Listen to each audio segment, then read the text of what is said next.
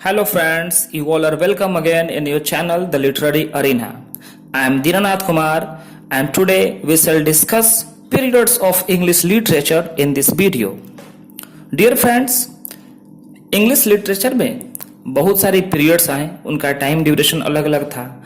आज हम लोग उसके बारे में डिस्कस करेंगे कि किस पीरियड की कार्यकाल जो है कब तक रहा, कब से कब तक रहा, उसको हम लोग समझते हैं। डियर फ्रेंड्स, तो सबसे पहले जो होता है वो है ओल्ड इंग्लिश पीरियड, और इसे हम लोग एंग्लो सेक्सन पीरियड के भी नाम से जानते हैं। और इसका टाइम पीरियड रहा 450 टू 1066, यानी 450 से 1066 ईस्वी तक जो है ये ओल्ड इंग्लिश पीरियड का ड्यूरेशन रहा। उसके बाद आता है 1066 टू 1500, यानी 1066 से 1500 के बीच, उसे मिडिल इंग्लिश पीरियड हम लोग कहते हैं। नेक्स्ट उसके बाद आता है 1500 टू 1660, इसको हम लोग कहते हैं द रिनेशा और अर्ली मॉडर्न। रिनेशा का स्पेलिंग RENAISSANCE, रिनेशा, इसको पढ़ेंगे हम लोग रिनेशा। ओके, और इस द रिनेशा में हम लोग देखते हैं इसमें 4 पीरियड्स आते हैं। कौन कौन सा पीरियड? तो पहला पीरियड जो आता है एलिजाबेथन एज, जिसका ड्यूरेशन है 1558 टू 1603। क्वीन एलिजाबेथ के समय में ये पीरियड था, उनके ही नाम पे रखा गया। इस पीरियड को एलिजाबेथन एज कहते हैं।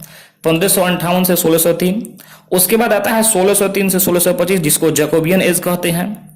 नेक्स्ट 1625 टू 1649, इसको कैरोलिन एज कहते हैं। और उसके बाद 1649 से 1660 तक इसको कॉमनवेल्थ पीरियड या प्यूरिटन इंटररेग्नम या एज ऑफ मिल्टन भी इसे कहा जाता है। तो इस रिनेशा को हम लोग देखते हैं कि 4 भागों में बांट दिया गया है: Elizabethan age, Jacobean age, Caroline age और कॉमनवेल्थ एज या कॉमनवेल्थ पीरियड। इसे आसानी से पढ़ने के लिए फ्रेंड आप इसे लिख सकते हैं EJC and this is also known as C, EJCC। मैंने ऐसे ही पढ़ा है फ्रेंड, आप भी सुविधा के लिए इसको देख सकते हैं EJCC।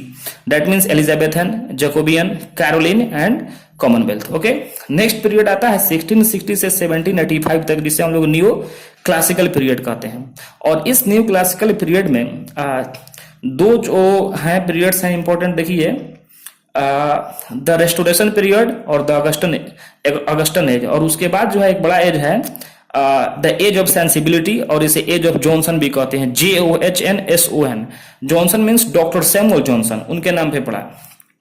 तो इसका टाइम पीरियड कहां से कहां तक है? 1660। ये हो गया आपका 1660 से 1700 द रेस्टोरेशन, 1700 से 1745 द अगस्टन एज, और 1745 से 1785 इसे हम लोग कहेंगे द एज ऑफ सेंसिबिलिटी और the age of Johnson. Johnson mean doctor Samuel Johnson. उसके बाद हम लोग देखते हैं 1785 से 1832 जो पीरियड है उसे हम लोग रोमांटिक पीरियड कहते हैं, छायावाद। ये इंग्लिश लिटरेचर में ये रोमांटिक पीरियड है। और उसके बाद जो है इसी रोमांटिक पीरियड के फेमस पोएट्स हुए वर्ड्सवर्थ, कोलरिज, बायरन, शेली और किट्स, वो हम लोग किसी अन्य वीडियो में डिस्कस करेंगे।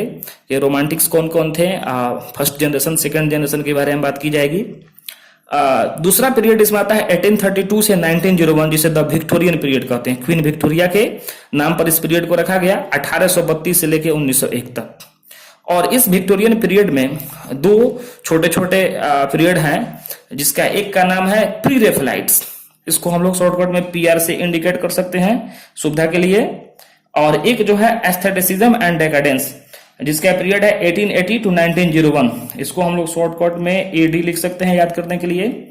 1839 से 1860 जो हो गया प्री रेफलाइट्स, और फिर 1880 से 1901 जो है उसे एस्थेटिसिज्म या डेकाडेंस कहेंगे।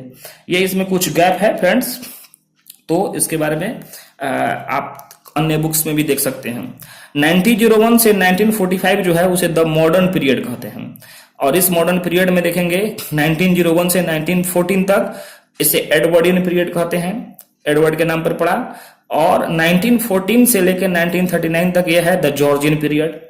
ये 1901 से 1914 और 1914 से 1939, ये हो गया आपका मॉडर्न पीरियड।